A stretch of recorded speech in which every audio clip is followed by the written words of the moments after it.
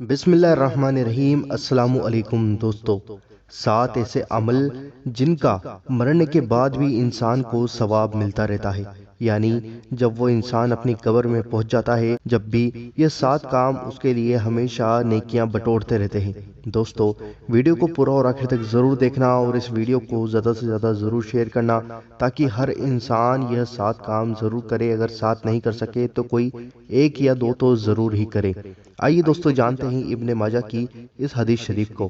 حضرت سیدنا ابو ہریرہ رضی اللہ تعالی عنہ سے روایت ہے کہ حضور پاک صاحب الولاق سیاح افلاق صلی اللہ تعالی علیہ وآلہ وسلم نے فرمایا، مومن کے انتقال کے بعد اس کے عمل اور نیکیوں میں سے جو کچھ اسے ملتا رہے گا وہ یہ ہے: پہلا، اس کا وہ علم جسے اس نے سکھایا اور پھیلایا۔